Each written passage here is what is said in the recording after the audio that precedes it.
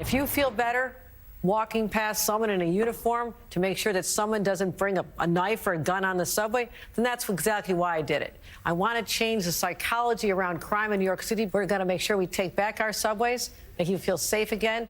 Okay, so that's New York Democratic Governor Kathy Hochul on her plan to now combat violence in New York City subway stations with troops. Here's the cover of today's New York Post. Boots underground. Governor dispatches 1,000 National Guard and cops to battle subway crime.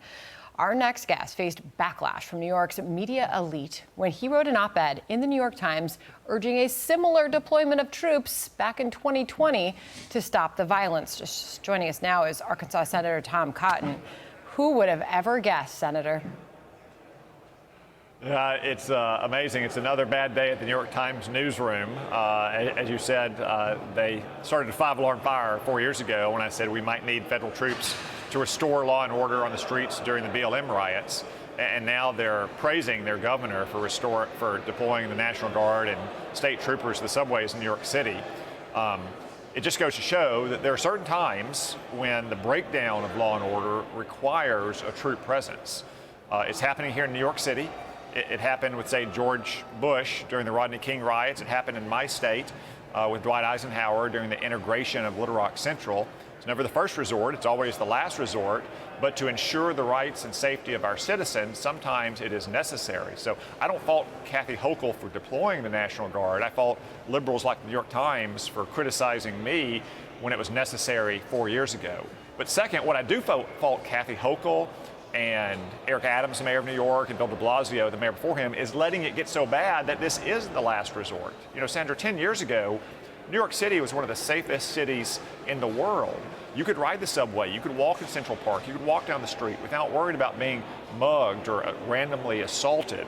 And because of the left's war on the police over the last 10 years in places like New York and around the country, law and order has broken down to the point where it is necessary at times to say deploy the National Guard. What we need to get back to is the kind of sound, on the street, day-to-day policing that helped make New York City one of the safest cities in the world 10 years ago. That needs to happen everywhere. I mean, to be sure, for those of us who have lived our adult lives here, you've always had to be careful. It's a major city and there is crime, but you had to be smart about it and you had to avoid walking alone at night and things like that. This is crime that is happening randomly, and it is happening in every neighborhood, and it's something as random as somebody attacking you with a baseball bat from behind and you never see it coming. It's gotten that bad. But you referenced the New York Times. We had the headlines here of your call to send in the troops. That was back in 2020 to restore order, saying the military stands ready. Well, that headline then in June 2020 was grabbed by Mara Gay, an opinion writer for the New York Times, who back in 2020 said this: running this puts black people in danger and other Americans standing up for our humanity and democracy too. Okay, she's now saying the National Guard, this is March 6, 2024, the National Guard might help subway riders feel safer. Well, if you were racist for calling to send in the troops then, what does that make her and Hochul now? Well, it makes that New York Times reporter, whatever her name was, look like a fool. But it also makes Kathy Hochul and Eric Adams and Bill de Blasio, again, responsible for letting crime get so far away from them that these troops are necessary. Again, it wasn't a danger to black people in 2020 to say it might be necessary to have federal troops restore order.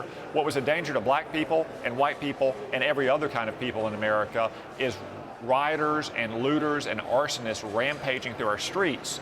Just like it's a danger to New Yorkers today to have people walk up randomly on the street and punch innocent civilians in the mouth or hit them with baseball bats or clubs. Again, law and order is broken down to the point where this has become necessary, which is regrettable. But the New York Times obviously has a slightly different perspective when it's a Democratic governor doing it than a Republican senator. I find it pretty amusing. Just reading a response right now from Mark Hemingway saying that it needs to be said that what Kathy Hochul is doing is much worse than what Tom Cotton proposed in that op-ed, Senator. Hemingway says he proposed deploying National Guard to deal with an emergency involving nationwide riots. She's doing it to suppress ordinary criminality she allowed to fester. Final response on that. Yeah, that's right. I mean, again, you get to the point where it might call for the National Guard or federal troops, but you should never let it get to that point in the first place. If you're a mayor or you're a prosecutor, you're a police commissioner, you should have a grip on crime on your streets. The way mayors before Bill de Blasio did, and New York's great string of police commissioners, were able to deploy police around the city to aggressively police even the smallest crimes, because let's face it, most criminals are not one-time offenders, and to keep the city safe for innocent citizens who want to enjoy everything that it has to offer.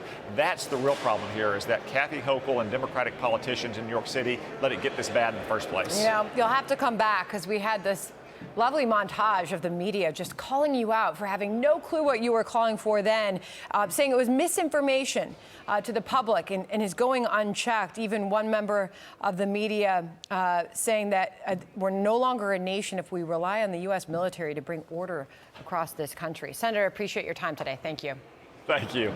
Hey everyone, I'm Emily Campagno. Catch me and my co-hosts Harris Faulkner and Kaylee McEnany on Outnumbered every weekday at 12 p.m. Eastern, or set your DVR. Also, don't forget to subscribe to the Fox News YouTube page for daily highlights.